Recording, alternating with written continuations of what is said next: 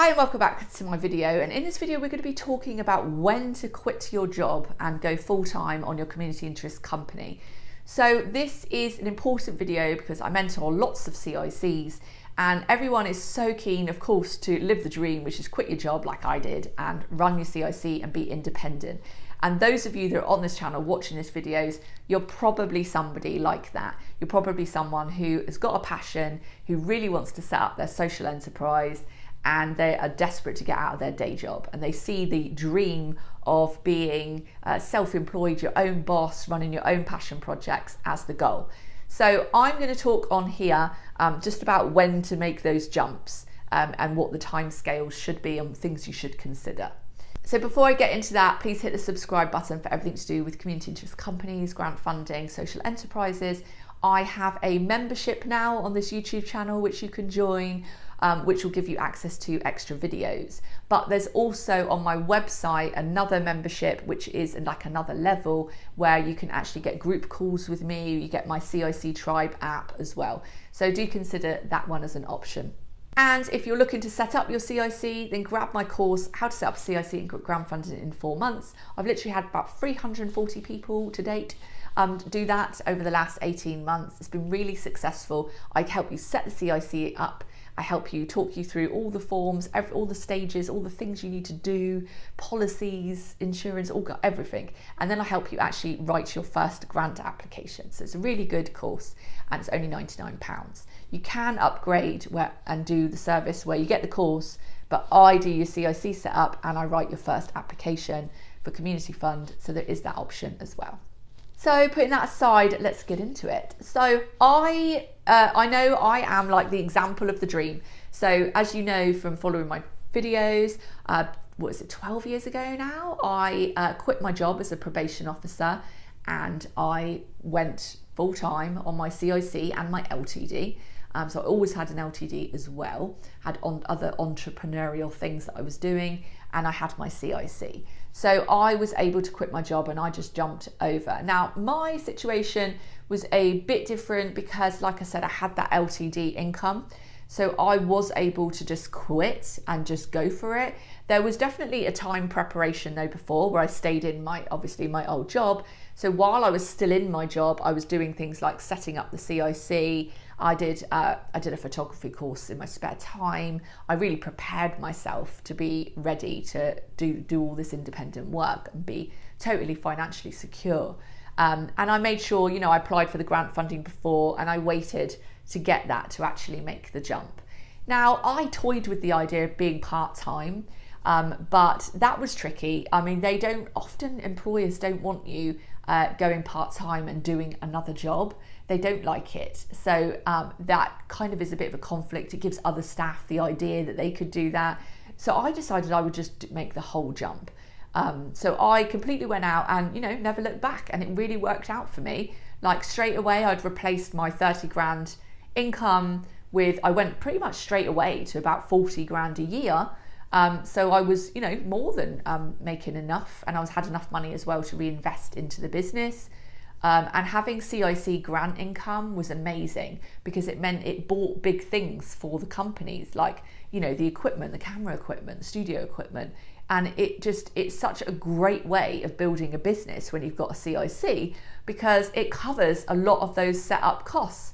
So whereas with a regular business, you've got to start earning money and you're reinvesting. So that's why they say the first year, you tend to be running at a loss, and then the second year you break even. But when you've got a CIC, you just like hit the ground running.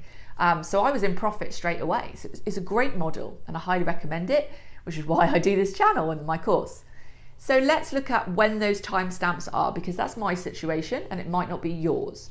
So what I would suggest is, realistically, when you set up your CIC, you get your first grant, which will probably be Community Fund from the National Lottery. Say it's 10, 20k is your first grant pot that you get. So at that point, you're not obviously going to want to quit your job completely. So you could consider what I said, maybe dropping a day a week, maybe, going part-time, maybe leaving your job but staying on a bank, like a time bank, so you can pick up other shifts, because it's not going to be enough to obviously replace your income with just one grant. So what I always recommend is in those early stages, you apply for everything. apply for as many grants as possible. So you're not just getting one through and then just waiting and you're like, oh, I still can't quit my job because I've only got one grant. Like, you're also, you're likely to have a series of grants come through around the same time. As I've said in the last video, some of these, are taking quite a few months to process. So you definitely, want to stay working while you're waiting for your grant. So don't jump ship and think, oh yeah, it's cool, I'll just jump ship, start my CIC straight away, quit my job, and then, I'll have funding in my bank in a couple of months, because it takes a little bit of time and that first grant isn't enough. So my next tip is to follow my lead. If you are wanting to have that kind of, social enterprise life where you are self-employed, I would definitely recommend having a strong LTD alongside your CIC. So you've got your CIC, fantastic, grant funding coming in, that's brilliant. But if you basically adopt a lot of entrepreneurial skills to your LTD and you start making money in your LTD, that should be your part-time job income, should be your LTD. So really, realistically, you're only going to be full-time on a CIC if you are getting at the stage where you're getting multiple grants and enough to be a full-time salary. For most people, they will have their CIC income, but they will also have another income stream, which should probably be an LTD, because that complements it well. Having an LTD, as I talk about on this channel, is also useful because you invoice the CIC for the work you do there, so it all ends up in your LTD anyway. But that shouldn't be the only money coming into your LTD. You should have other entrepreneurial, income streams. So that could be selling products and services. So you need to be doing something, and there's loads of businesses that you can do online these days for extra income. So obviously I talk lots on this channel about that, and I'll be doing other videos, but definitely for me, it's having an online course, one-to-one calls, mentoring, coaching. That's how I do it. I also am an artist, so you've got artist income streams. You might be selling artwork or merchandise, clothing, or all kinds of products and services. So have a think about how you could be entrepreneurial and get money into your LTD.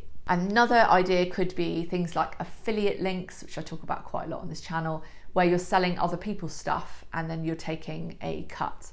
So if you are promoting stuff that's sold on Amazon, for instance, you want to make sure you register for Amazon's affiliate link so that you're getting a little bit of commission.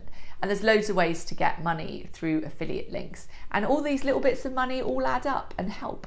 So the other thing I do which really helps is set a target. So once you've got your figure of what you need to make, then think about, okay, what are the things I could sell? And what are the income streams I've got coming in that will make that? So basically set targets. So I find this really useful. Once I started doing targets, I had a strategy of how I was going to achieve those targets, I stopped panicking about having to make enough money. So I know if this amount's going to come in through grant funding, okay, I'm going to need to make, say, another 2,000 from sales. So then I break that down. Okay, so I've got this amount coming in through my online course. So I'll need this amount of members to join my membership to be able to cover the rest of my income that I need. So you do it like that, and then you strategize how then you're going to get in those clients. So once you've got that strategy, I mean, for me, I've got my YouTube channel, so they just come over from my YouTube channel. It's fairly easy. I just have to keep up to date with my content and make sure that I'm strong on that. And once you've got the members locked in, then you know that that's reoccurring income. So that's how I do it, but obviously it totally depends on your business and what you want to do to how you're going to do it. So definitely think about what your targets are and how to achieve it. So if you want some help with this, I'm really good at strategizing, really good at coming up with business and income ideas. So if you want to book a call, do, or join my membership. But you can just book a 1 hour call with me and we'll just go through it and I'll give you a bunch of ideas of how you can get started.